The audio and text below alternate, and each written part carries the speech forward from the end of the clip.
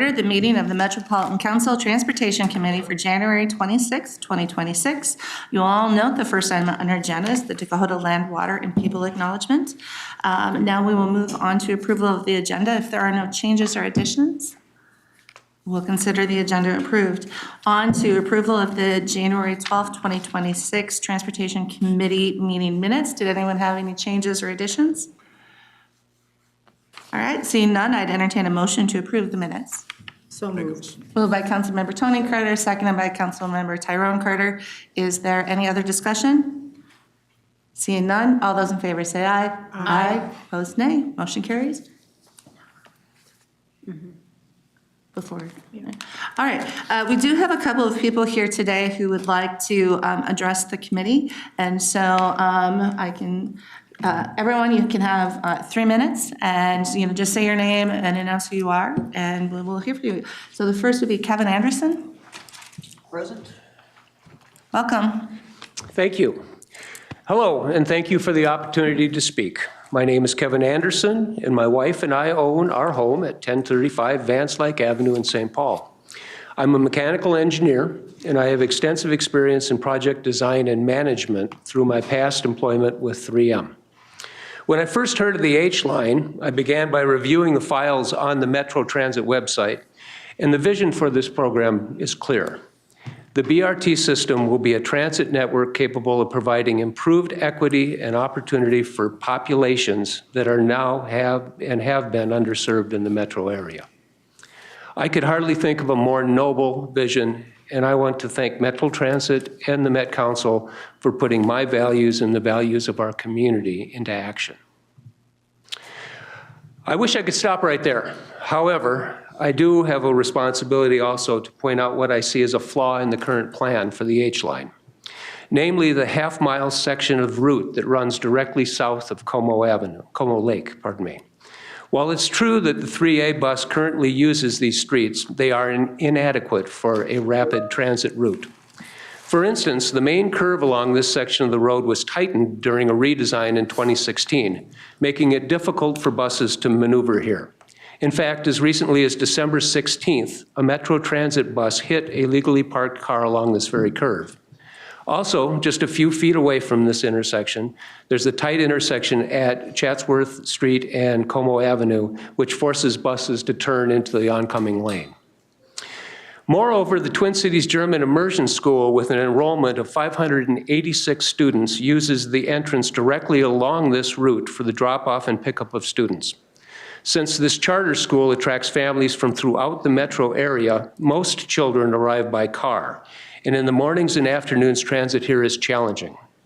Additionally, in 2019, the St. Paul City Council granted a variance to the school, allowing them to eliminate 32 of the parking spaces required by zoning regulations. The only alternative these vehicles have is on-street parking, narrowing the transit way. There are other routes in the area. However, given my own experience, I understand that all designs must be a product of compromise. So I am hesitant to recommend an alternative route. Instead, I would ask that the original designer reconsider this section of the route based on this input. Any good designer will welcome updated information that allows them to improve their design, particularly when it's provided at a stage like this where changes can be easily made. Thank you. Thank you. Our next speaker is Maren Swenson. Hello, my name is Maren Swenson, and I live on Vance Lake, right next to Kevin in St. Paul. I'm here to speak to you about the proposed H-Line rapid bus route. I understand that the very good idea of providing consistent, frequent, and easily accessible bus transit throughout the metro is a good idea. However, on November 19th, there was an information meeting with Metro Transit about their proposed H-Line route that will have 12 buses an hour. The 52 Como Park residents at that meeting stated unanimously that this was the first time they knew of this new line and the increase in the bus traffic from 4 buses per hour to 12 buses per hour. When we asked how the H-Line route was drafted and why it was still being sent down a series of small residential streets and through a congested regional park, Como Park? The first answer was because the 3A bus runs there already and has always run this route. The 3A route is a remnant of the streetcar line started in 1895. The needs of the South Como area have changed quite a bit since then. We as residents that live in this pocket neighborhood surrounded by Como Park on 3 sides, we use the bus, ride the bike routes, walk in the park, and drive through the park every day. We know the commute time, traffic, the crowds at park events, and the absolute congestion from pedestrians, shuttle buses, and cars parking and unloading every summer day. As of now, we have been told the only thing that is up for public comment are the locations of the transit stations. The consensus of the attendees at 3 separate District 10 meetings about the H-line was that the neighbors want and need to have input about the Como Park portion of the route as well. A sizable group of neighbors and interested citizens has formed an ad hoc committee to review the current line. They have some very well thought out and feasible ideas. Please consider putting a temporary hold on the implementation of further planning until the Metro Transit and Met Council Transportation Committee can meet with this group and hear us out. When we do meet with you, I am certain you will find that you will have a thoughtful and engaged group to work with. We are longtime residents of an urban area and a busy regional park and have enjoyed the privilege of working with the City of St. Paul on many changes and improvements in Como Park. The city has listened, considered, and implemented many of the recommendations received from the residents of Como Park. We ask that you give us the same opportunity for the H-line route planning.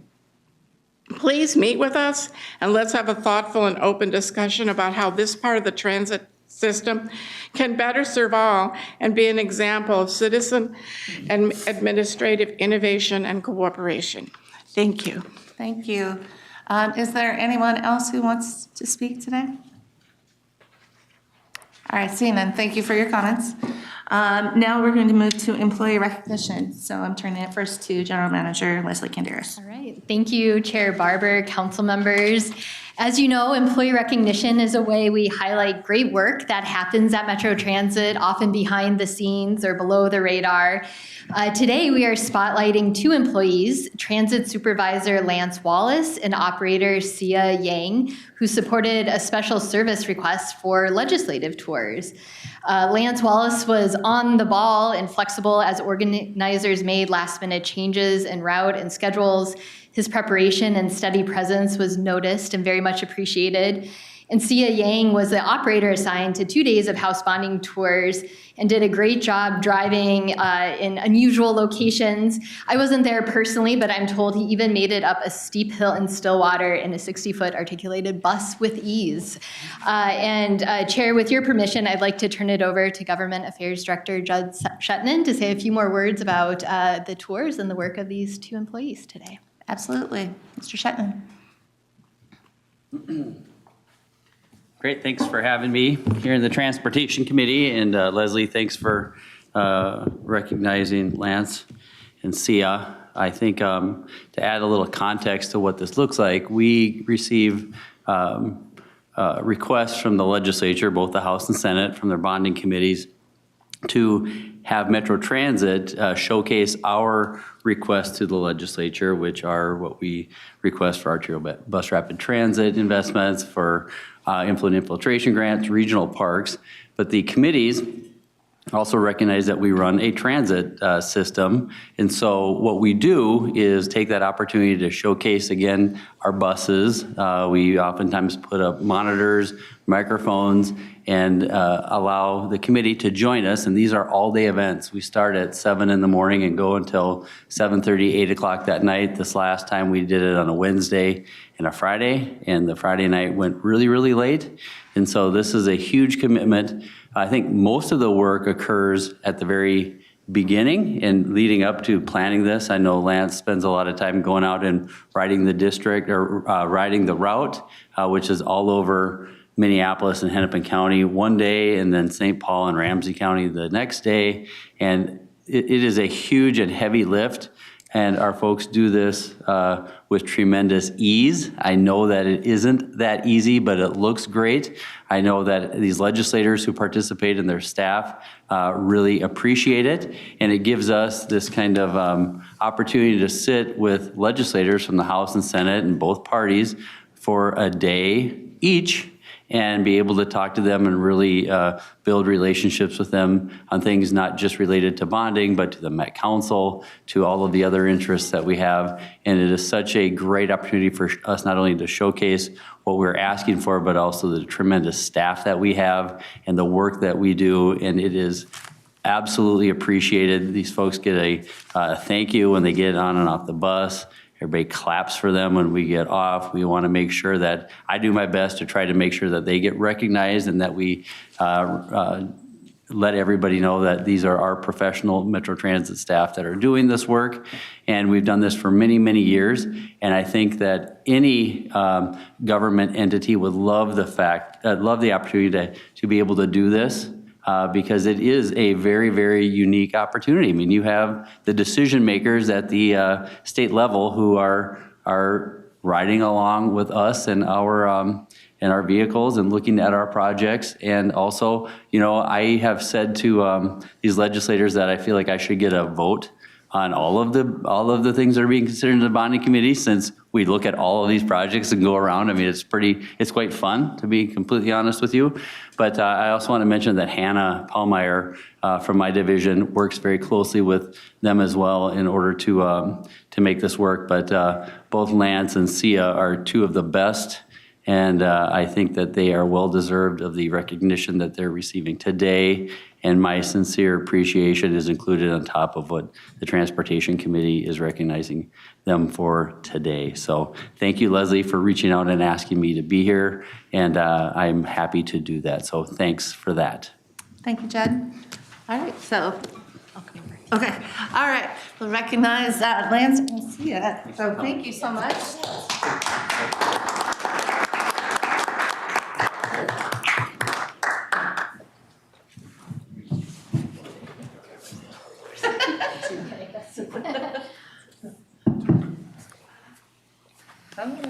All right.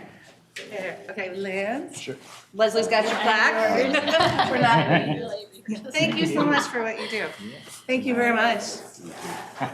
You know, thank you so much, and to get a photo, so, and do you want to get a photo? Yep. Maybe Judd, you should get a photo too. Sorry, well, just coordinate it.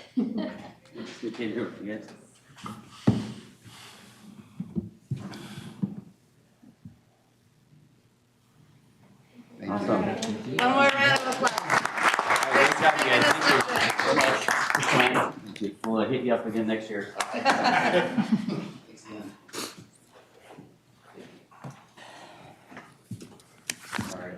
All right, that was very fun. So very nice to see an opportunity to highlight our service. So now we're on to reports. So we're going to turn first to MTS Services Executive Director Charles Krause. Thank you, Madam Chair. Good afternoon, council members. I'm going to share an update on a new service we're launching for communities in the outlying areas of the metro area, but freestanding cities. So I'm going to share three similar, but there's a unique map on each of these handouts, and then we'll put extras on the table outside as well. This is a service that's called Transit Link on Demand. So Transit Link is an existing service. This is the public transit that we offer in the region where regular route is infrequent or unavailable. And beginning next week, we are actually going to be leveraging our microtransit platform, the software application that we've deployed for microtransit service to make Transit Link available in these three cities, or these three city areas in the middle of the day on 2 days a week in each area. So in the Stillwater area, which is Stillwater and a portion of Oak Park Heights, on Tuesdays and Thursdays, in Forest Lake on Tuesdays and Thursdays, and in Hastings on Mondays and Wednesdays. And so the way this will work is we're actually dedicating some extra capacity we have during these time periods. So Transit Link has rebounded, but it's heavier in the peak period, so we have a little bit of extra capacity off-peak. We will dedicate 2 buses each in these zones in the times that it's operating. And then folks would be able to open the Metro Micro app. Folks could call as well for a reservation, but using the Metro Micro app, you could book a ride within the zones that are shown on this map and be able to use the service on demand. So these are new pilots that resulted from close coordination with county mobility management staff and local cities to help what they identified as real local transportation needs that they were looking to better match supply with demand and potential trips. So we identified a cost-effective way to do this in these 3 cities. These 3 cities were chosen for the pilot because they're identified in our 2050 plan as freestanding town centers that have unique market area characteristics. They work in coordination with other transportation options. So for example, Forest Lake on Wednesdays has a circulator bus route that is funded outside of the council, but goes to key destinations. This will provide a circulation service on Tuesdays and Thursdays. So there's some different service available across the week according to what folks' needs may be. The big way that we're sharing this service is through our partner coordination, so through the cities and the county mobility management entities. That's really where they get the word out to potential users of the service as we launch it. We're excited to bring this forward. We're excited to evaluate how this performs. We don't have an end date for this pilot, but we're going to be tracking usage and seeing how folks are using this service, as well as we'll be welcoming feedback. So stay tuned as we bring back more about this program in the future, but it's a small effort, but it's a responsive one, and we're excited to launch it next week. All right, Councilmember Johnson? Thank you. I think this is great. And how did you, in short, selection criteria, how did you arrive at these communities? And if successful or whatever, do you have others that could follow? And I know we haven't even started this yet and a lot of learning to do, but just curious what else could come from it. Yeah, great question. Madam Chair, Council Member, these 3 cities are 3 of 4 cities that are identified in our plan as freestanding town centers. From a transit market area standpoint, Waconia is the 4th one, but we have some other solutions that we've implemented there. It could be a candidate for this, but we're starting with these 3. And then one follow-up question. So with the other service, for example, I think you said Forest Lake has their own on a different, are they also in the app where riders don't have to navigate 2 different ways? Has that been synced up, or could that be synced up for the riders? Yeah, great question. In this case, the app is how you request a ride. Okay. And so it's really limited to, requesting a ride, and then you can track the bus as it's coming and delivering your ride. Those other services, they are developed and communicated in similar platforms, for example, through the Washington County Mobility Management Initiative. So they will show up in one place, but not through our app. Okay, thank you. Okay, additional questions or comments? Councilmember Chambliss? Thank you. This is somewhat related. So if a customer wants to transfer from a transfer point to another system, they'd have to do that research on their own and figure out how to make that connection based on their own mapping. Madam Chair, Council Member, in this pilot, you can travel within the zone using the app. You'd be able to pick anywhere on another destination on this map. If you were going somewhere else, you would contact Transit Link and schedule a ride with them. The Transit Link reservation staff would help a rider to plot out their trip in full. So if it involved connecting to another service, that would be part of the conversation about booking that ride. Additional questions or comments? All right, just very excited to see how it turns out. And you can come back to me for the TAB report in a second. You see my note here is, are you doing the tab report? Yeah. On to General Manager Canderas. Great. Chair Barber, council members. My report today is really continuing on the theme of recognizing exceptional work by employees across Metro Transit.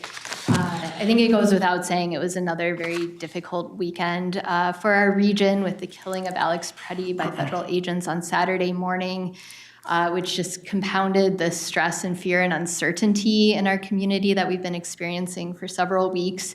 And as you all well know, transit is part of the community. You know, what happens in our community affects transit. It's affecting our employees, our riders, and just really wanted to recognize all the work happening by Metro Transit employees during this challenging time.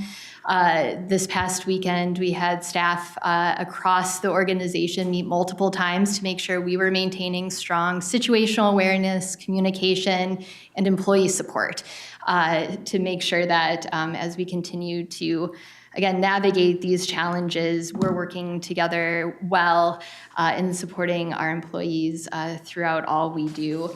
Our operations teams were closely monitoring and responding to any events that could disrupt service and making sure we were alerting riders. Our police department is a critical part of this effort too. I want to give them a special shout out for sending officers to Nicollet Garage, which is just south of where Alex Preddy was killed. Our employee resource team, we've set up an employee resource team during this time. Selena Martina, our senior manager for equity and inclusion, is leading that up and really making sure we're pulling together peer support, our employee assistance program, coordinating with the PD's facility liaisons to again support employees during this time. And of course, all of that happened when it's very cold outside, which in itself can be very challenging for operations. You know, we have many employees who just as part of their jobs need to be out in the elements. So it definitely creates a strain in and of itself. And throughout all that, of course, we're also paying extra attention for riders or others who may be struggling to get in from the cold and making sure we're communicating ways people can find warming centers and other resources in our community. So again, just really wanted to take a moment to recognize that there are people across Metro Transit just doing tremendous work at this time. But of course, if there are any questions on that or any other topic, we'd be happy to take those. Thank you, Leslie. Questions or comments? Well, I was going to add something. I just really want to thank you and your leadership, but your whole team. Like both rolling from the big protest on Friday into the events that happened over the weekend. There were many things that needed to be coordinated amongst operators on both rail and bus systems with the Metro Transit Police Department. I could not be more proud of all of you, and I hope that you can relay that message. So, yeah, thank you. All right, now back to Executive Director Carlson for TAP report. Thank you, Madam Chair. Yeah, Peter Dugan was not able to be here today, but I will provide a quick report from the actually recent two TAB meetings. The big progress, the big thrust of TAB's discussions the last 2 months is actually related to the regional solicitation. And last week, the TAB released the regional solicitation for public comment. And so it's now open for comment. There is information about the solicitation. There is an interactive budgeting tool that folks can use to kind of demonstrate their interests and priorities for the solicitation. There's also a virtual meeting scheduled on February 10th at 4 p.m. Comments are due by 5 p.m. on February 17th. So the next few weeks will be the open comment period for the regional solicitation. As TAB was working through the process, one of the big topics that we discussed in this committee was actually the weighting associated with community considerations. And you may recall that the three components of community considerations are understanding the data and context of your community, understanding from that what the needs for a transportation project are and what the genesis of a project is in meeting those community needs, and then describing and communicating the benefits to specific populations as a result of implementing the project, and how you'd engage with communities to develop and implement the project as if it were selected for funding. This group talked about 20% as this being one of the 5 goals. 20% weighting of community considerations was the recommendation that we heard in this group. There was a lot of conversation amongst TAB members. Some members wanted 10% across the board. You shared with us that that would be inadequate. There was at TAB discussion of 2 options. One would be 20%, as this group recommended, except 15% on the 2 safety categories. So emphasizing safety as another big issue that we've worked with. The other, so 15 and 20, or 10 and 15. So 10% on safety, 15% on other categories. Through a lot of conversation and effort, the TAB did make a decision to release the solicitation, and that included decision around 15% and 20%, so very closely aligned with the committee's recommendation and ongoing discussion, and a decision that the TAB reached. So that is now moving forward. Many thanks to the members of this committee that have served not just recently, but across the last 2 years on the working group, the policymaker working group that has shaped the solicitation. We're proud of the effort going forward, and feel that it will capably and fully reflect our values in Imagine 2050. With that, Madam Chair, I'd be happy to answer any questions. Very good, thank you. Questions or comments? I'll just make a quick comment. I think that, I know this committee had discussed 20% across the board. I think we landed in a reasonable place that both, I hope this committee as well as TAB can get behind. I want to actually thank the council members personally who served on the Regional Art Makers Work Group. Councilmember Cameron, Tony Carter, and Chambliss, thank you all. Your contributions were very, very helpful, especially as we navigated some of this. So just really appreciate you. All right, any other questions, comments? All right, thanks, Charles. Now we're on to then the items on consent. There's 2 items on consent tonight. I'd entertain a motion to approve the items on consent. Motion to approve. Moved by Councilmember Chambliss. Is there a second? Second by Councilmember Obishakin. Is there any other discussion? Seeing none, all those in favor say aye. Aye. Opposed, nay. Motion carries. Now we're on to business item 2026-2, which is 2026 Xcel Energy MetroPass license renewal. Welcome. Madam Chair, committee members, good evening. My name is Blia Zhang, and Sales Operations Specialist. I'm here to present business item 2026-2, 2026 Xcel Energy MetroPass license renewal. First, I want to start with an overview of the MetroPass program. The MetroPass program is our unlimited ride employer pass program intended to be offered to employees as a pre-tax benefit. This program has been in operation for 27 years. As of December 1st, 2025, the program has 300 participating organizations with an estimated total of 9,000 active passes. Xcel Energy's MetroPass agreement is up for renewal as of January 1st, 2026. Xcel Energy has an estimated 460 monthly pass holders with an estimated revenue of $458,000. Based on current participation, we estimate Xcel Energy's MetroPass renewal agreement to be approximately $2.2 million over the 5-year term.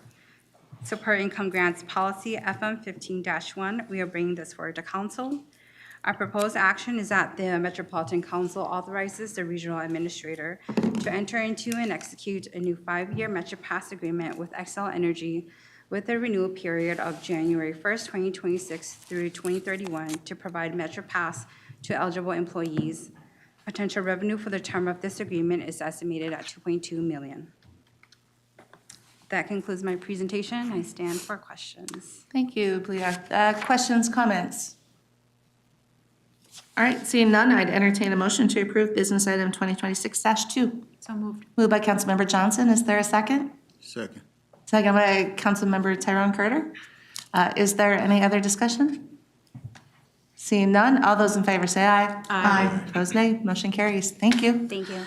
All right, on to business item 2026-16, which is the Blue Line Lake Street Midtown Renovation Design Contract, Amendment Number 2. And we have Christina Morrison here. Welcome. Good afternoon, committee members and Madam Chair. I'm going to talk a little bit about, I'm Christina Morrison. I am a Principal Project Coordinator at Metro Transit in the Engineering Department.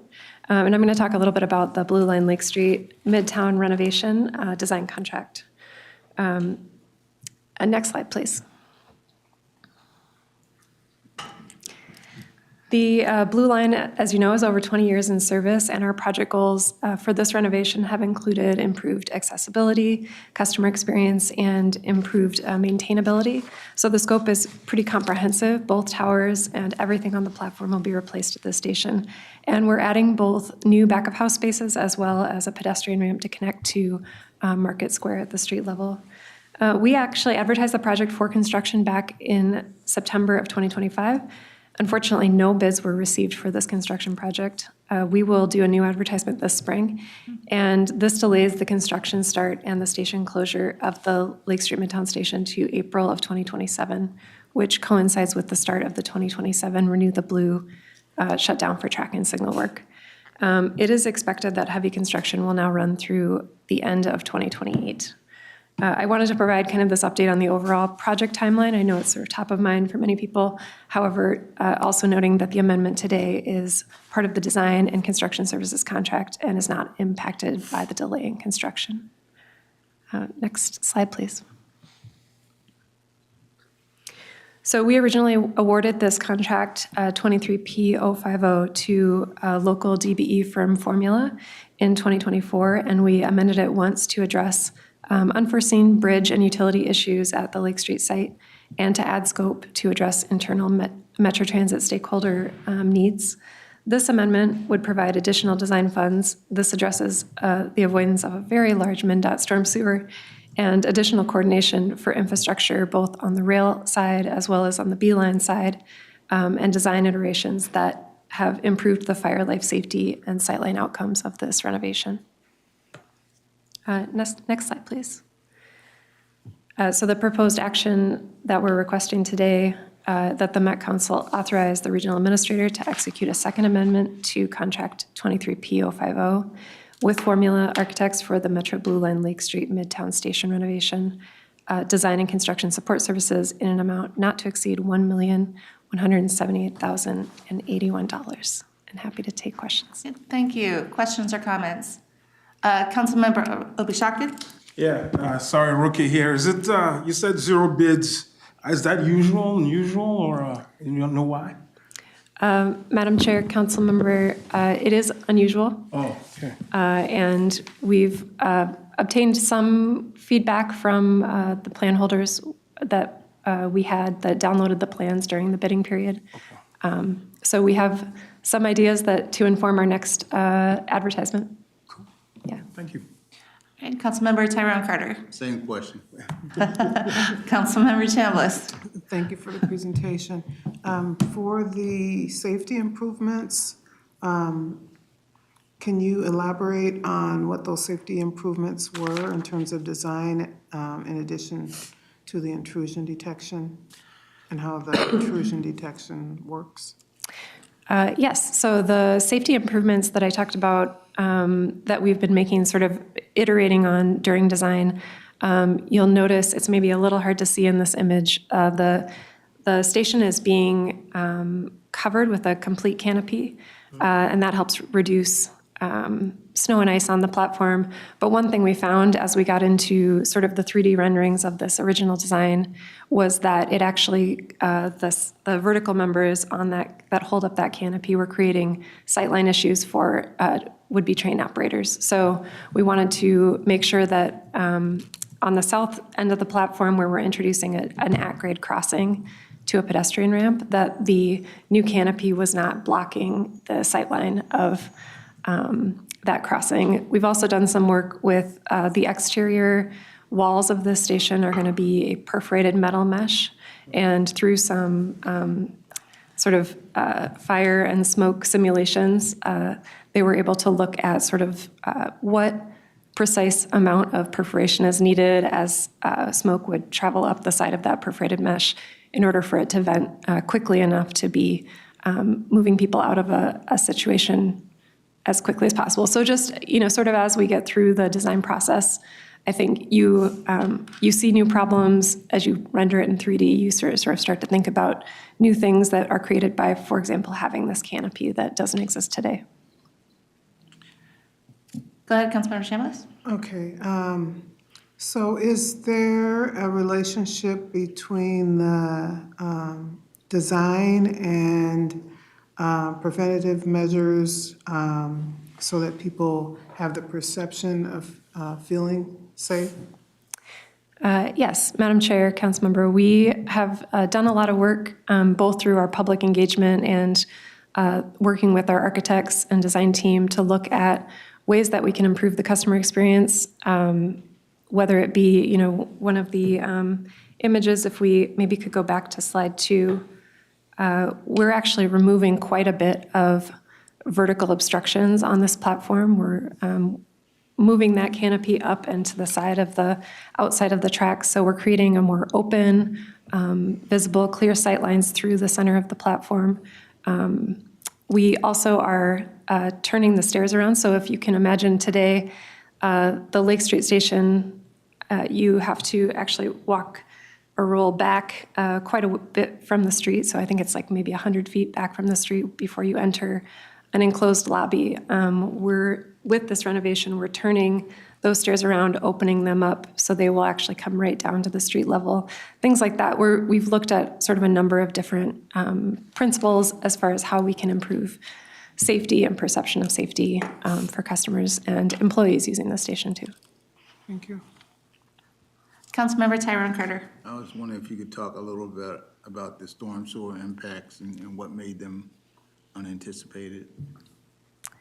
Yes, Madam Chair, council members. So we originally, we are aware that there was, I believe it was a 54-inch storm sewer just to the east side of the existing station. So it's under the highway ramp coming down off of Hiawatha. We had proposed a number of different engineering solutions to basically create a beam over the storm sewer, but MnDOT was not willing to pursue those. So we went through quite a few design iterations with MnDOT, several different MnDOT groups looking at that. Ultimately, we decided to pursue a different pier structure for the canopy that would allow the existing storm sewer to remain in place, as well as give us some certainty to move forward with this design and be able to deliver that canopy without impacting the storm sewer. It actually, because we were able to avoid that storm sewer, it does reduce the risk to us on both the cost and schedule of construction side. So I think it's a good solution all around. Okay, additional questions or comments? All right, seeing no more, I'd entertain a motion to approve business item 2026-16. So moved. Moved by Councilmember Olugshakin. Is there a second? Second. Then by Councilmember Tyrone Carter. Is there any other discussion? Seeing none, all those in favor say aye. Aye. Opposed, nay. Motion carries. Thank you. All right, on to our third business item, which is business item 2026-20, which is Metro Transit Customer Support Tax for Safety and Outreach Technology Modernization. We have Kelly Morrell here. Welcome. Thank you, Madam Chair and council members. My name is Kelly Morrell, and I'm a Senior Project Administrator in Metro Transit's Customer Experience Department. Today, I'll be presenting on Contract 25P148, Metro Transit Customer Support, Tax for Safety, and Outreach Technology Modernization. This procurement consists of a software as a service, as well as implementation and ongoing support services. As you may recall, my colleagues and I had an opportunity to preview this procurement to you as an information item at the December 8th committee meeting. And at that time, we were in the middle of our evaluation process. So I'm now back to present to you business item 2620-20 with a proposed action that the Met Council authorize the regional administrator to negotiate and execute contract 25P148 with Catalyst Consulting Group that will provide customer support, tax for safety, and outreach software and implementation services in an amount not to exceed $19,646,725. So to review, the scope of the proposed investment encompasses 3 key customer support and issue resolution teams. Our 2 contact centers, the customer relations and the transit information center, which support riders with everything from trip planning and fare assistance to routing and resolving all manner of service and facility issues. It includes our Text for Safety team embedded in the Transit Control Center, which allows riders to discreetly report safety and security issues via SMS text 24 hours a day, 7 days a week. And finally, it encompasses our community affairs staff who are engaging riders and stakeholders every day, soliciting valuable feedback for projects and ongoing improvements to service. So across these departments, Metro Transit has built teams of professional, empathetic staff, but what we lack are modern integrated tools to streamline our workflows and unlock their full potential to deliver seamless, personalized customer service. Today, our customer relations specialists are managing issue intake, routing, and resolution in a homegrown application that was built in 1998. Our Transit Information Center representatives collect limited data points from customer contacts in an online form. And our Text for Safety team is using an entirely separate platform to communicate with customers and track those interactions. Finally, community affairs staff are maintaining contact records in Outlook and spreadsheets. So our current state is we've got tools operating in isolation. We have no shared view of contact history or visibility into issue resolution. Our staff are relying on Outlook calendar reminders, manual workarounds, and their own memory to get the job done. And finally, none of these tools have the reporting or analysis capabilities needed to give us robust, actionable data. So it's time to equip our support and engagement staff with modern integrated tools that can surface insights in real time, automate routine tasks, enable proactive engagement. As an agency, Metro Transit recognizes this investment is critical to advancing our vision for a best-in-class customer experience, and as such, implementing this project is part of the Metro Transit Forward Strategic Plan. We expect this investment to significantly improve Metro Transit's ability to react quickly and effectively to customer issue reports, but it'll also provide us a unified record of interactions, data, and metrics needed so that we can recognize patterns earlier, identify root causes faster, and be more proactive overall as we support customers. To get to this milestone where I'm in front of you today, the project team spent the first half of 2025 meeting with over 90 stakeholders across Metro Transit, Metropolitan Transportation Services, and the regional administration to develop the scope and requirements for a solution that would make all of those objectives possible. The request for proposals was released in August, and when it closed in October, we had received 15 proposals. 4 of those vendors were then asked to provide demos in December, and the proposal for software implementation and ongoing support services from Catalyst Consulting Group was deemed most advantageous to the council. So if approved, we hope to execute the contract by the end of quarter 1 of this year and roll out the first phase of the solution in early 2027. While the initial system configuration and rollout is planned for a year from now, we're looking at a long-term measured approach to implementation and growth. Initially, this approach was informed by our peer agency interviews conducted early in the project, but over time, our primary stakeholders in the contact centers, Text for Safety, and Outreach agreed a 2-phase implementation to start was necessary so we could manage the impact to staff and operations. Our phase 1 scope, again tentatively expected to roll out in early 2027, will include the contact management for the contact centers and Text for Safety, and phase 2 will be the configuration and implementation for the Metro Transit Outreach team. We anticipate that continuous iteration and improvement from phase 1 will happen concurrently in that phase 2. And after these initial implementations, we will be focused on some key growth opportunities. These include some more complex integrations, for example, with our telephone system, and a full integration with iDash, which is our internal system for operations staff management. We also foresee there will be opportunities for more task automation, workflow simplification, and possibly expansion to other teams at the council. So in summary, this investment will be transformational for Metro Transit and our customers, but we have to be thoughtful about change management, particularly the impact to our frontline staff, who must continue to provide excellent customer service while learning new tools.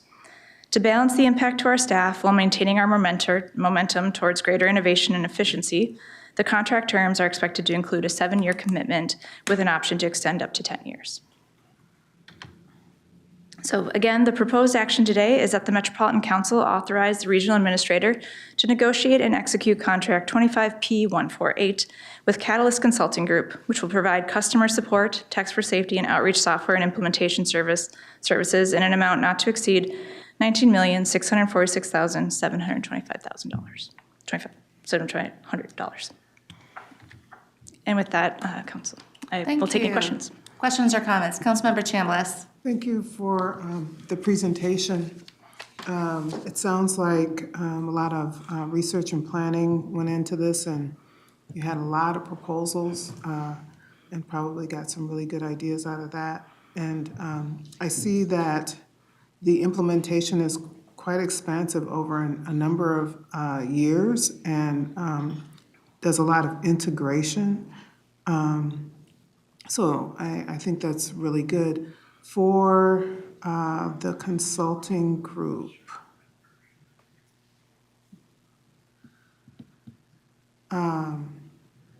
do we have, how much is this going to be budgeted for? Is it an annual budget? Is it a one-time budget? For it to be this expansive, I know it's quite an investment. Chair and Councilmember Chambliss, that's a great question. There is an annual amount that will go to the implementation partner, Catalyst. It's larger up front as they do development configuration, but actually over time, the bulk of the cost is licensing. So the platform that we'll be using is Salesforce. That's what they've proposed. And so in order for this to be successful and for us to learn from past attempts at implementation, we are accounting for a pretty high number of licenses to ensure that we're not restricting access, we're making it easy for internal users to get issues, to resolve them. So that 19 million, the largest portion of that is for the licensing? I believe, Chair and Councilmember, over time, yes. Okay. Councilmember Tony Carter. Thank you. It is indeed a very, very important and fundamental set of work for us and for our customers, and I really appreciate the manner in which you brought it forward, have researched it, and have assessed our best solution. I certainly intend to be supportive. I wonder too, regarding its ongoing support, not about the cost or even about the percentage of cost that would be the licensure, but about the support for both the software and also the end user experience, with the end user either being our customer or our employees. I am wondering about the extent to which in this contract period, we are migrating that end user support from a contract to a set of support people within Metro Council. What that strategy will be and the extent to which we will be able to self-sufficiently utilize the system in the future. If that transfers costs, that's great. Of course, it builds confidence in our ability to continue and sustain the services. Can you just address that? Chair and Councilmember, again, a great question and something that we've been really thoughtful about. So we did approach this procurement in the assumption that we don't know what the future looks like and we don't know where we're going to go. So we're definitely trying to take sort of an expansive look at that full budget and support we may need.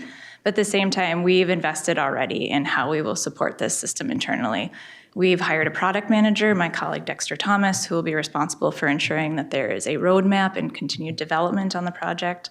We're hiring an additional business systems analyst in our department to support. In Text for Safety, they've also hired additional business systems analysts, not just as part of this project, but overall to support their programs.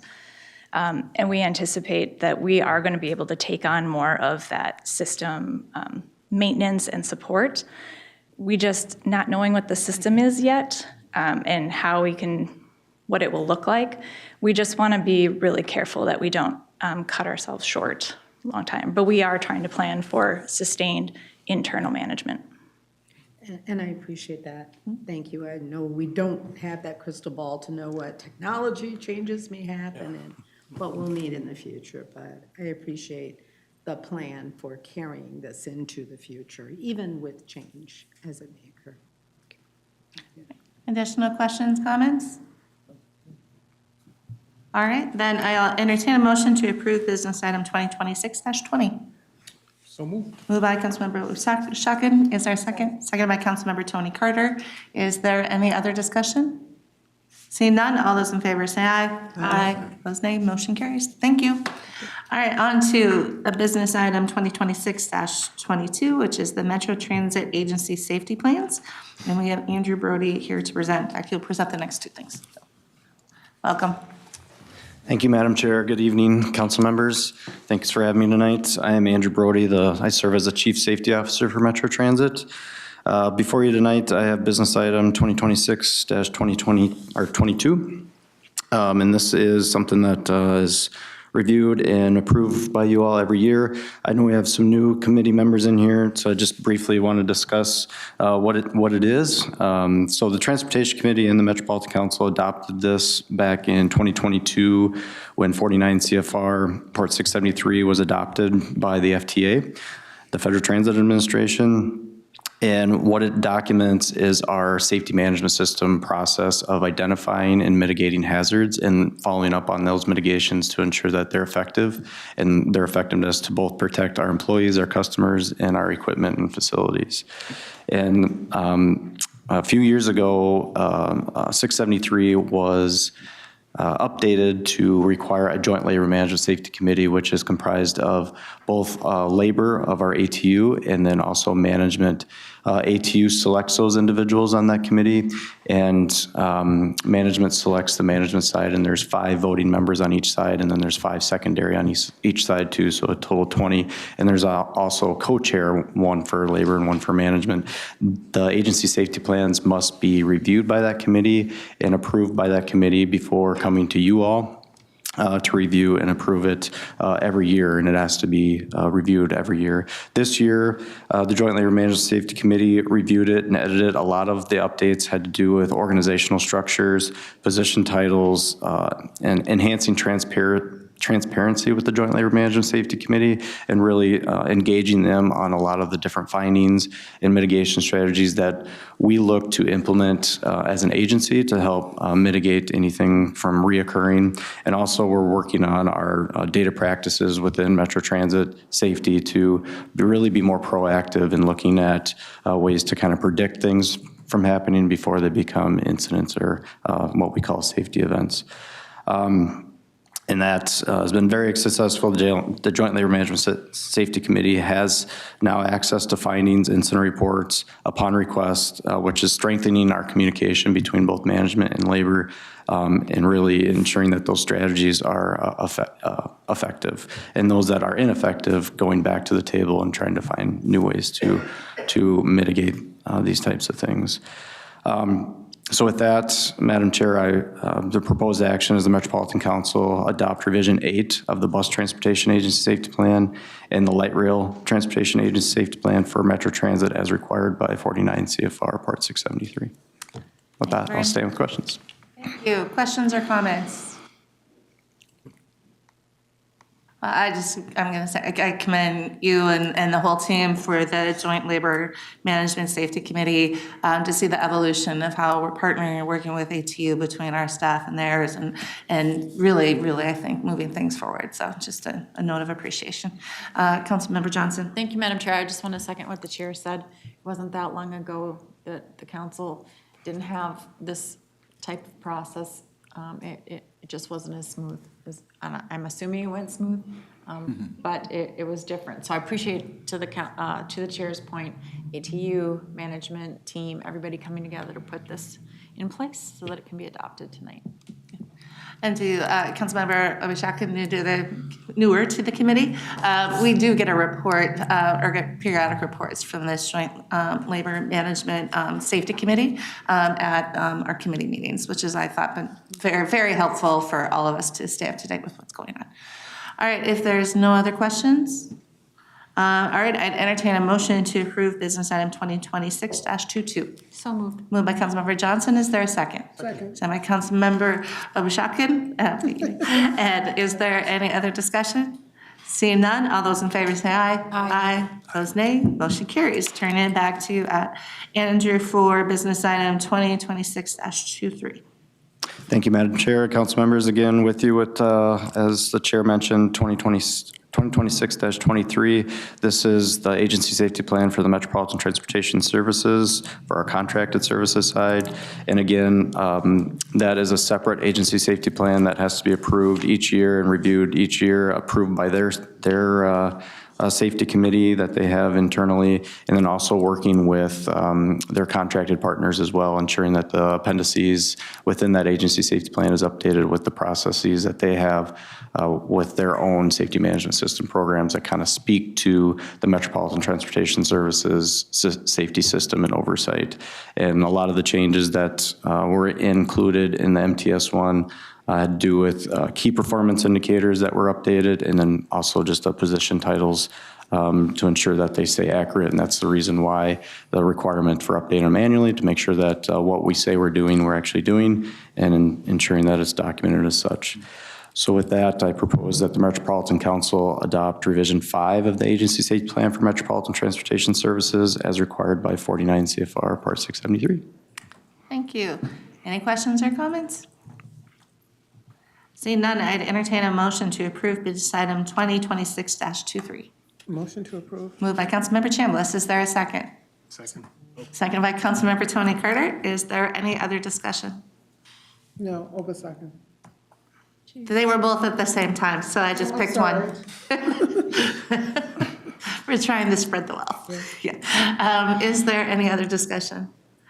Seeing none, all those in favor say aye. Aye. Opposed, nay. Motion carries. Thank you. Thank you. All right, I think if there's no objection, all of our business items can go consent to the full council. Okay, very good. All right, we're on to information. So our information, we have Midtown Greenway Trail Expansion Study, and we have Steve Elmer here to present. And Madam Chair and Steve, if you'll permit me, Yes, I'll thank you. speak briefly just to introduce this item. So as a public corporation and political subdivision, the council's authorities and powers come from the state legislature. And so the legislature is very specific about what we can do. We have powers in transit and wastewater and planning and housing, to mention a few of them. Those powers do not include implementing an ownership of bicycle and pedestrian infrastructure. So this is a little bit of a unique project for us. It does define a transportation planning role, and it is through that authority that we are doing this study. This study is also, as Steve will explain, directly at the direction of the state legislature. So we are being responsive to a specific plan that's defined by the legislature. So we would not be the implementer as law currently stands of this project, but we are preparing this plan. This plan does consider how implementation could occur, as you'll hear tonight, but did want to just mention that as the framing of this project. We're lucky that Steve Elmer, who's the project manager for this project, also is our subject matter expert for freight and freight rail and bicycle and pedestrian planning. So really the marriage of those things is the subject matter of this project. And we're fortunate to have his expertise as our project manager. So with that, Steve. Yeah. Thank you. Good evening, Madam Chair and council members. With me tonight is Greg Brown from Kimley Horn and Associates. They're doing a great job on leading this project from a consultant side. And Greg is the project manager, and he's here to answer any tough technical related questions you might throw at us. So with that, I'll continue. Next slide. Or do I have to do that? You got it. Gotcha. Thank you. Okay, things change. Very good. There we go. So I'll begin with some background. The purpose of this Midtown Greenway Trail expansion planning study is to really develop a conceptual plan for implementation to extend the Greenway Trail from its eastern terminus in Minneapolis and across the Mississippi River, that provides for a new and efficient transportation connection between the Twin Cities, as well as ultimately to provide a premier recreational opportunity for all of the region's residents, and also to advance alignment concepts into project development. As you might recall, in 2023, the Omnibus Transportation Finance Bill directed the Met Council to plan for a continuous and dedicated bicycle pedestrian trail, as I mentioned, from the eastern terminus, the Midtown Greenway, across the river, on the Short Line Rail Bridge, preferably, and terminating at Allianz Field, the soccer stadium in St. Paul near Snelling Avenue. They also asked us to be sure to plan and include a trail connection to the edge of the University of Minnesota main campus, terminating at 27th Avenue Southeast in Minneapolis. And the map here shows the study corridor, the planning corridor, as I just described, showing the online rail corridor portion in purple, and then east of Cleveland Avenue in St. Paul showing offline within street right-of-way segments in green, showing the Short Line Bridge labeled there, and then that purple spur moving off toward the northwest, toward the University of Minnesota campus.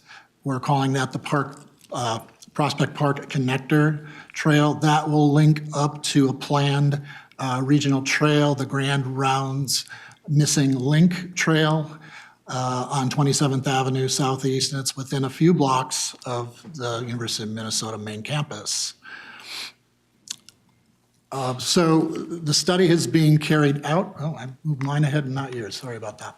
The study is being carried out in 3 phases, mostly sequential phases.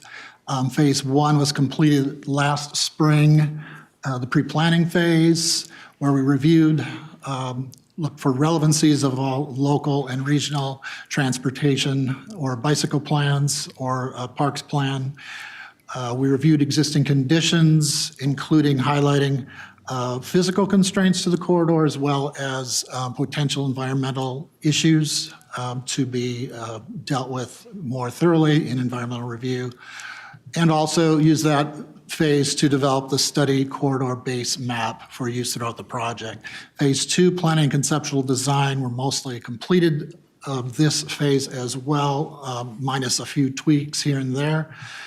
We've developed planning level trail concepts for the rail corridor and also adjacent parallel alternative alignments as defined in the state law.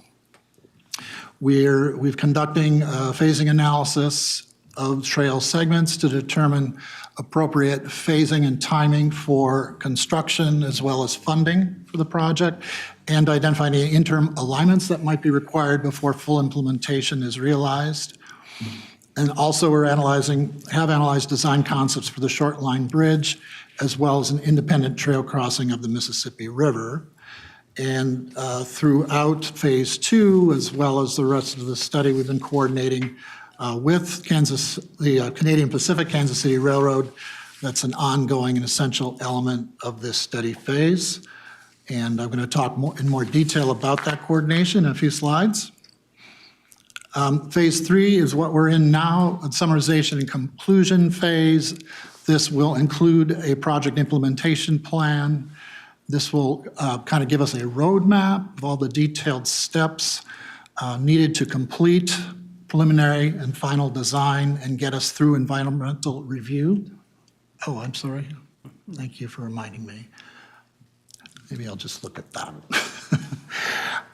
It will identify land purchase or easement requirements for the alternatives. It will describe potential government agency roles.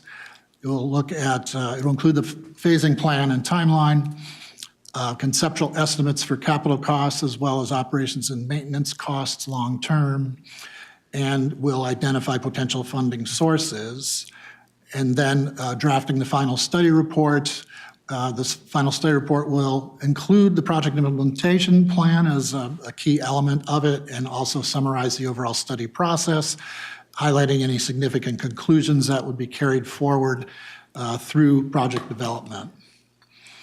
The timeline is shown here, and we're, like I say, we're just maybe tweaking a few things for phase 2 and looking to complete the summarization and conclusion within the final report being out within 5 or 6 weeks. So we're at the tail end of the study right now and hoping to wrap up very shortly. So at the beginning of the study, we convened a technical work group to provide data and information resources, as well as to advise our study team on the technical and process considerations. The group consists of staff from each of these government entities listed here, in addition to Met Council, and some of these governments have multiple representatives on the work group representing multiple departments within the government group. As far as study engagement, during the study, we're consulting with these government entities and community groups. So we've got advocacy groups there and neighborhood councils and districts, as well as a few federal regulatory or management agencies listed at the top there. And with many of these, we've met multiple times or had communications with multiple times. So that is study engagement. So now what I'd like to do is introduce the preliminary alignment concepts that we've developed and are analyzing. So I'll give you the kind of the verbal definitions here first, and then we'll show an alignment layout slide that kind of pulls these together. So concept alignment 1 uses the short line bridge in a shared rail plus trail scenario. As was identified in the state law, it would follow along and within the CPKC right-of-way where we can achieve a minimum standard track to trail separations of 25 feet. Concept 2 would be a contingency to concept 1. And this assumes the need to build a new Mississippi River trail-only bridge that would be in close proximity and parallel to the existing short line bridge. It would follow along and within CPKC right-of-way wherever we can maintain at least a 50-foot track-to-trail separation. And then concept 3 would be a contingency to either concepts 1 or 2. Also assuming a new Mississippi River Bridge trail-only crossing would be required, but the trail alignment would fall entirely outside of railroad right-of-way and be independent of any railroad approvals. So those are the three. There's a little mix and match that could happen, post-study. So these are very preliminary concepts. So what we're showing you is we're taking these concepts to what is known in the engineering language as 10% design. So still very, very preliminary at this stage. So this, I did it again. So this is this shows our alignments for the Mississippi River crossing area. And we have alignment concept 1, which is the short line bridge alternative shown in orange. So that would utilize the existing bridge with rail plus trail, and it would remain within CPKC right-of-way through this segment, as well as through St. Paul to as far east as Cleveland Avenue. So that's showing that alignment. And then the purple line shows both alternatives 2 and 3 would use the same approximate placement over the river. And that alignment is within, it's about approximately 80 feet from the existing short line bridge. And then at the east end, the east side of the river there, at the end of the purple line, you see it splitting between alternative 2 shown in blue. And alternative blue would go back into CPKC right-of-way for a short segment and then would fall just outside of the CP rail corridor. right-of-way. Alignment 3 is shown in red. It shows a cyclical helix design down ramp to connect to St. Anthony Avenue within city street right-of-way. That would follow along within street right-of-way through St. Paul.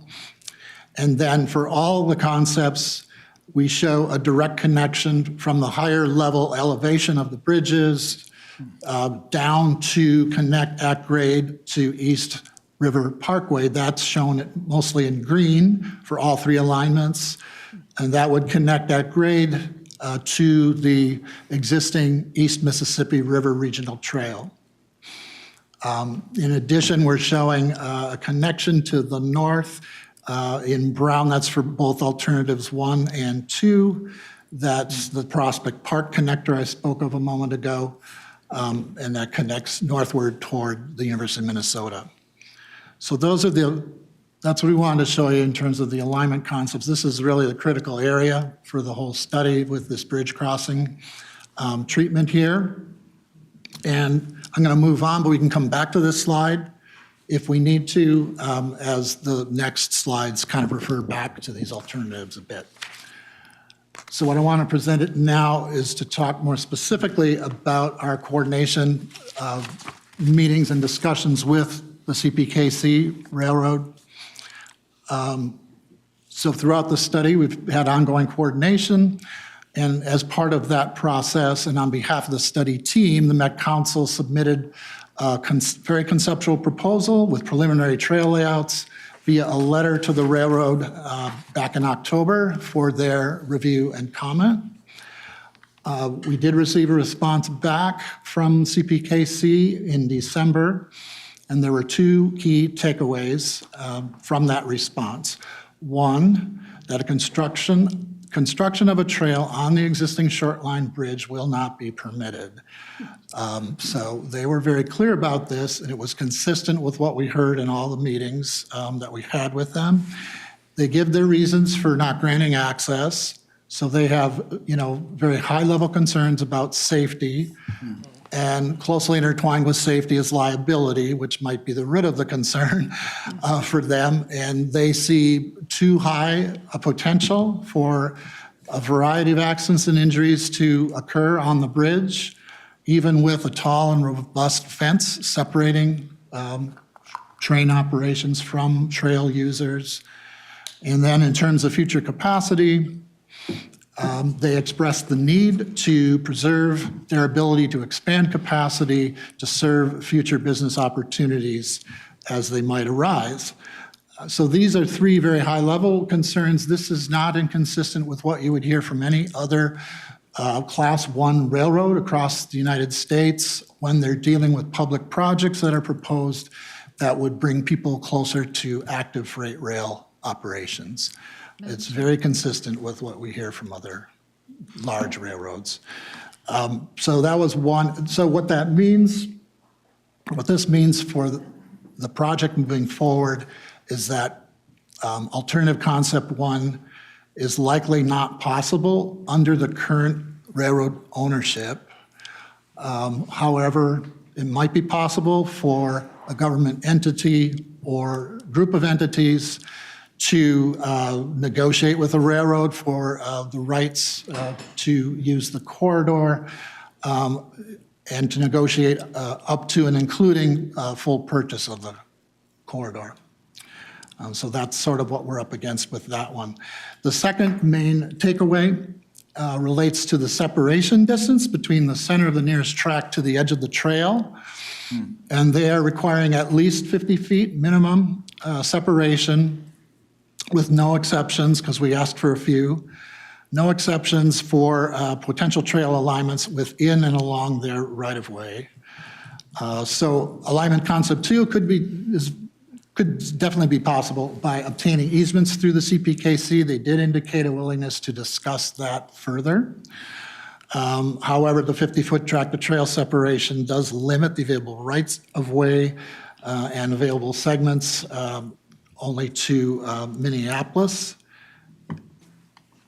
And the next slide here shows those alignments, so the green alignment within CPKC right-of-way are where we can meet that 50-foot setback requirement, and the red is where we're a bit short of making that requirement.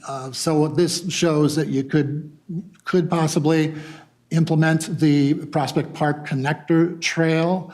There's a short segment, a short gap there that we don't hit the 50 feet, so that would require negotiating easements with private parcel owners, for just a handful of owners in that neighborhood. So just wanted to point that out as well. And next is, so the next thing we want to show you is these are estimated implementation costs that Greg's team here provided and developed. We're showing cost components, 4 cost components there in the first column, and where we're mainly seeing differences. The first is the river bridge crossing. So alternative 1 could be a bit cheaper potentially than alternatives 2 and 3. Alternative 1 is a rehab of that existing short line bridge. Alternatives 2 and 3 require new bridge construction with a wider range of potential costs there. There's secondary bridge rehab and new construction included here. There's a existing rail bridge over I-94 along that Prospect Park connector that is estimated at $2 million for concept alternative 1. And for concept alternative 2 would also include that $2 million plus some extra to develop a new bridge. It would require a new trail-only bridge crossing of I-94 just east of Pelham Boulevard. So that's where you get that $9 million for that one. Items 3 and 4 are, they're in the same ballpark. They're pretty close between the different alternatives, and you see the overall total estimated project development cost for the alternatives shown in line 5. And these are the hard engineering costs for preliminary final design, getting us through environmental review and through construction. In addition to that, there are potential added costs shown here, not the least of which is line item 6, right-of-way acquisition or easements. The potential for public acquisition of the corridor, we're assessing that as a very high cost. And this is based on experiences around the Twin Cities and around the nation with rail corridor acquisitions from public entities. So we estimate that to be very high. Alternative 2 doesn't require any right-of-way acquisition, but will require some easements until we get the $1 to $2 million cost there. And then the cost risk line item 7 is optional track underpass east of Prior Avenue in the corridor that has some advantages, but is entirely optional. And that's shown there as an optional cost. And then the cost risk, very high. In addition, for alternative 1, very high assessment, not only for the right-of-way acquisition, but also some unknowns about the existing short line rail bridge. We're not given access to do any on-bridge physical assessments of the condition of the bridge, so the actual bridge condition is not known. And it's a 125-year-old bridge. So there's a high level of uncertainty there. And then a typical rail corridor would expect to have some areas with potential soils contamination that would have to be treated. So that's part of that. For concept alternative 2, it's a medium assessment of cost or risk due exclusively to railroad corridor contaminations. And alternative 3 would be low in terms of cost risk simply because it's not dealing with any of those rail corridor issues. A couple more slides. The implementation estimate for implementation timeline is shown here, and very conceptual, preliminary. There's some You know, some of these could be longer or shorter. There could be some efficiencies with overlapping processes. But overall, kind of gives you a picture. Where we see differences are in line 2, where we need to negotiate a purchase agreement with CPKC. That might take longer than actually having to negotiate in alternative 2, just negotiate a few easements. Hey, Steve, can you advance the slide, please? I'm so sorry. Sorry, thank you. There we go. Thank you for reminding me. Yep, so line 2 is what I was just speaking about. It would take 2 to 4 years to negotiate CPKC right-of-way purchase agreement, longer than a few corridor easements for that Prospect Park spur I spoke of. The environmental review would be longer because it's involving a new crossing of the Mississippi River in an area that is managed by the National Park Service, so there's some constraints there. So a little bit longer process. Design, again, a little bit longer for a new bridge, about a year longer compared to rehab of the existing bridge. And then the bridge construction or rehabilitation, 1 to 2 years for rehabbing the short line bridge versus 2 to 3 years for construction of a new Mississippi River bridge. So that gives you a total estimated timeline, really ranging from 10 to 18, 19 years. Might be a slight benefit, shortage for one alternative or another. But I think it's safe to say 10 to 20 years might be required before we see full implementation of this project overall. So that's the timeline. I'm sure you're gonna have questions. I do have a next step slide, but I think maybe I'll pause here for questions, comments. Thank you, Councilmember Johnson. Thank you, Madam Chair. Thank you for this information.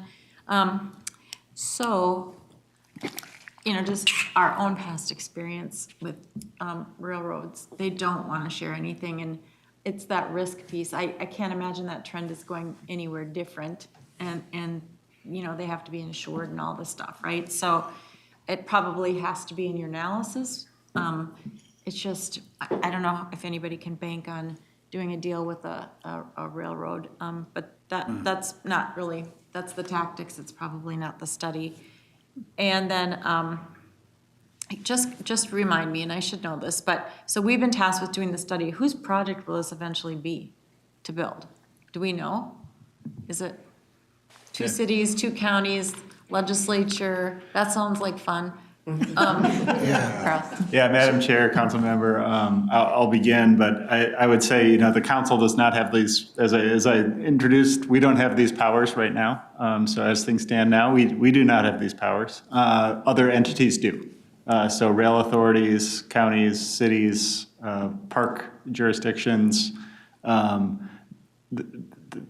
Department of Transportation. A new approach could be, you know, public authorities have been formed of the legislature to pursue major projects before.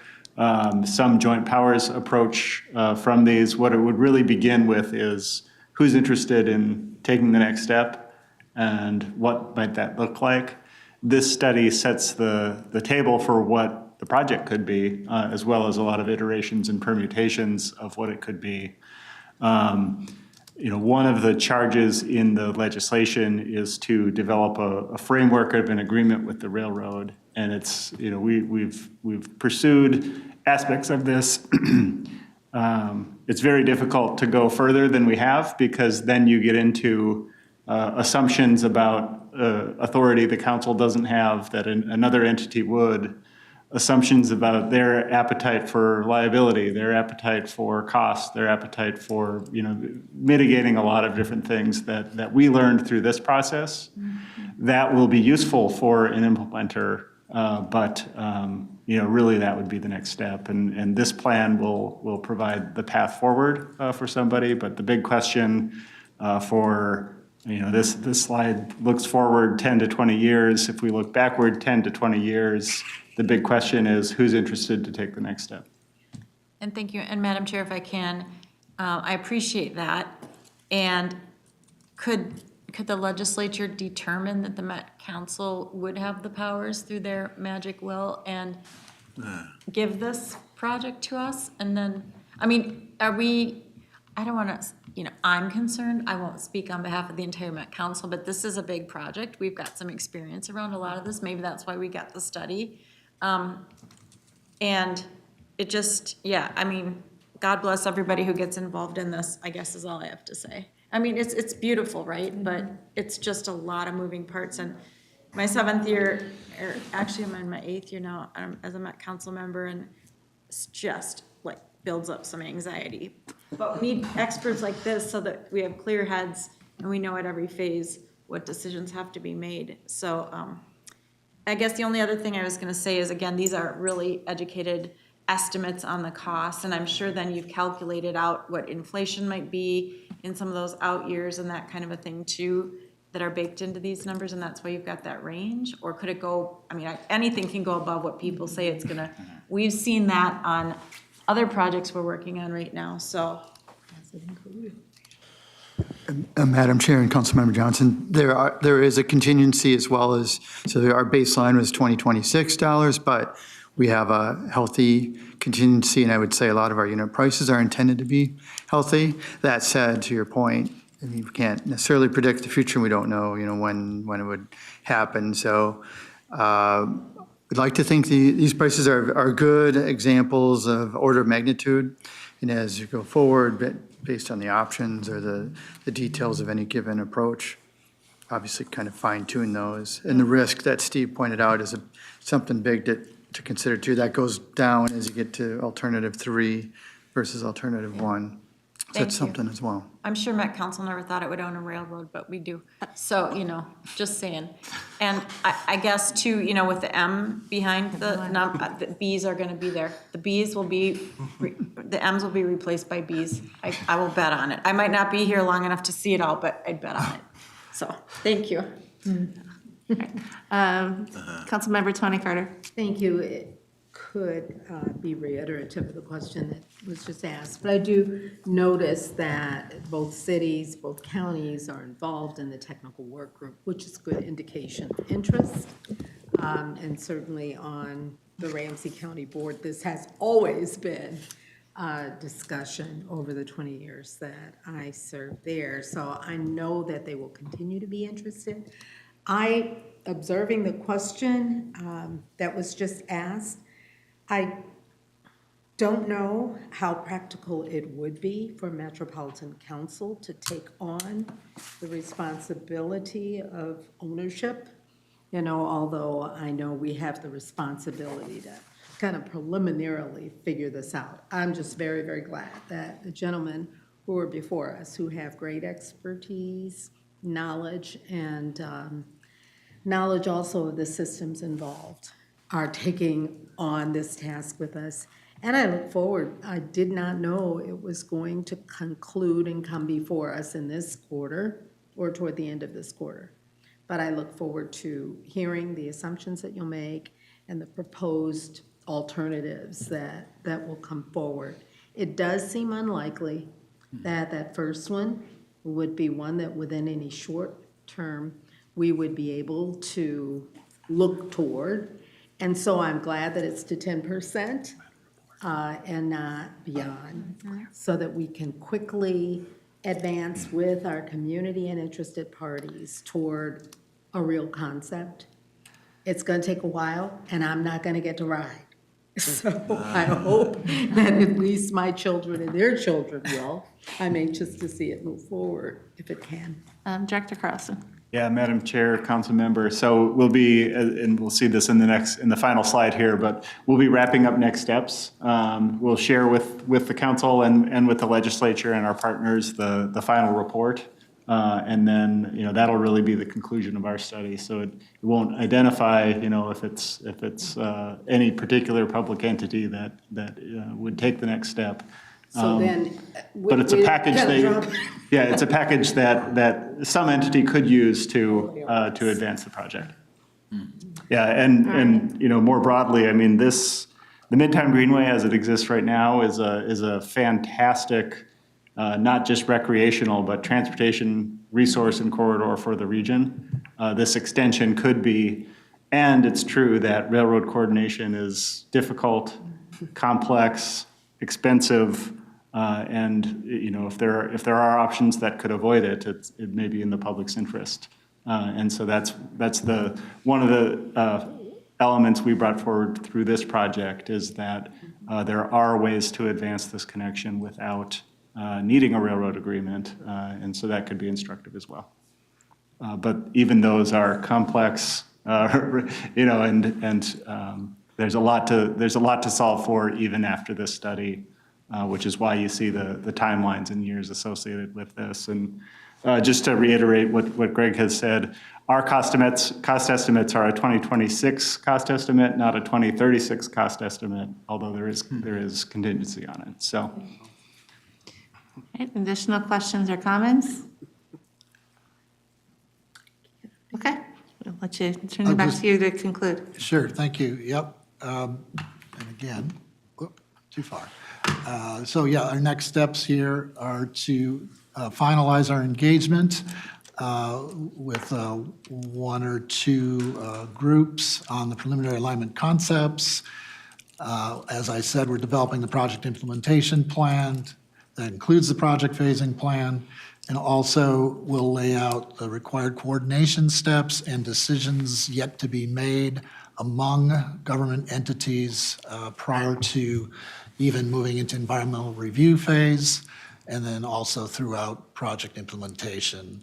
And then we're writing the final study report, which will summarize all the findings and conclusions to carry forward to continued trail design and project development.